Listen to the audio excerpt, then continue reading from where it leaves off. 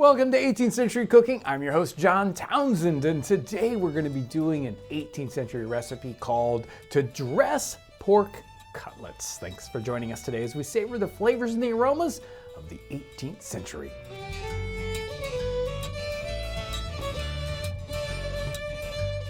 So it turns out that this area of Indiana is sort of famous for its pork tenderloins. We have these giant pork tenderloins. They pound them out flat, make them just huge, bread them up and make them into sandwiches and all over. So we love that here in this area. And this recipe, well, it's probably as close as you're gonna find in the 18th century. This one's out of the Modern Art of Cookery Improved by Anne Shackelford, a wonderful, fun cookbook.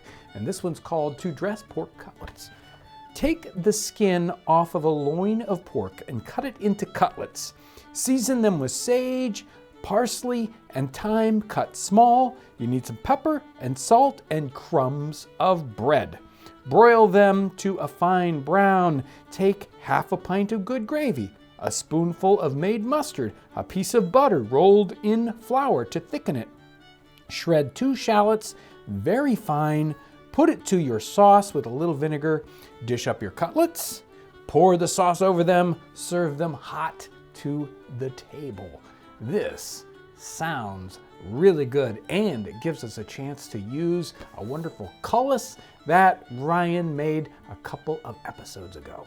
So let's get our pork cutlets ready. And I've got our spices, a little parsley, I've got some thyme, I've got some sage here, chopped it up very, very fine, as they say in the recipe. And I've got pork cutlets, thankfully, already prepared for us. And we're just gonna put a little bit of this seasoning. I've got several cutlets here, so we don't wanna use it all up. Spread that on the top and press that in nicely. Flip them over. We want some nice spicing in there. We have salt and pepper that goes on also. Got that already pre-ground, ready to go. And now they get breaded with breadcrumbs.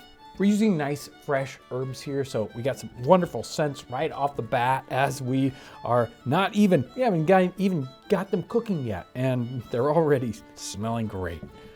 So this recipe is called To Dress Pork Cutlets. The cooking methods we're going to adjust a little bit for this recipe because of the conditions we've got here. It's really cold outside, and the fact that we're gonna make this sauce and I wanna actually deglaze the pan. We're gonna go ahead and fry these instead of broil them as it called for in the recipe. They would have just put them on a gridiron and cook them over there like a little charcoal fire. We're gonna go ahead and just fry these up. It'll make it a little bit easier as we do the rest of this recipe. So we're gonna put these in the pan and get them a nice golden brown.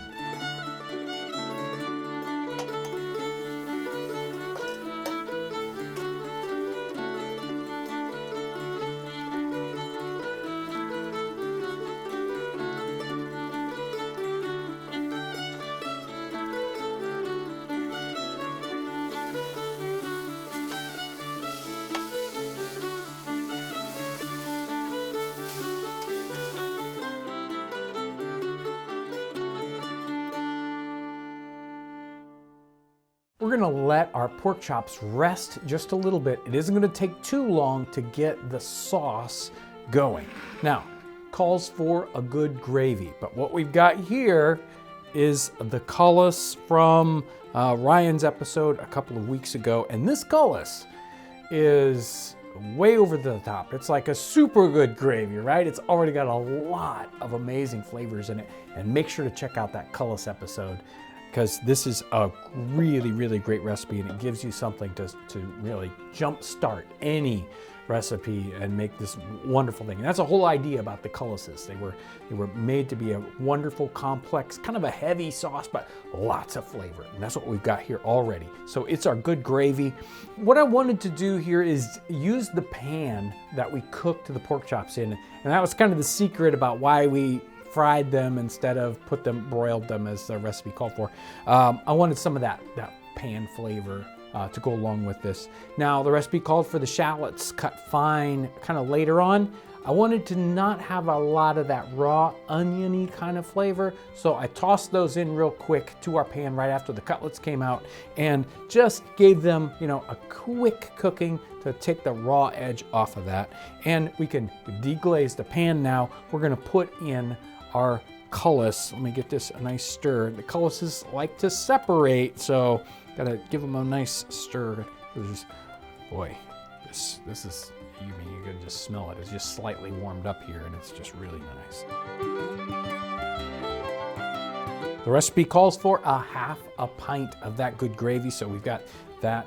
And now we need a little bit. Now, the recipe does call for some vinegar, and I've already pre-tasted this, and the cullis as it comes from that recipe that Ryan did already has enough bitterness, acidicness to it. So I don't think we need to add the vinegar in this one. We could, but with this particular cullis, I don't think we need to do that.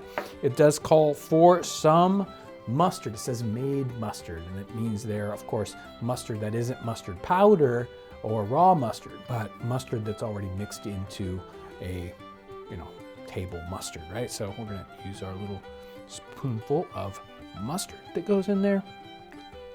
And the last item that goes in here to thicken it is a ball of butter rubbed with flour. So we've got our butter here, and we are just gonna make sure to make it into a ball, all rubbed up with flour. And this is a sort of a primitive roux that will give us a nice thickening for our gravy.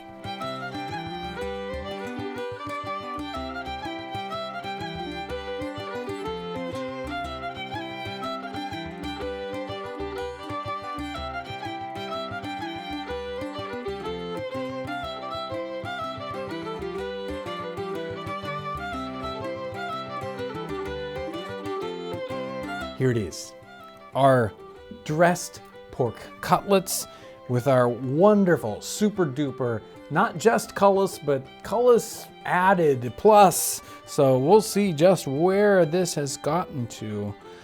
This is all about the dressing of it. This is all about the sauce. Let's find out how it turned out.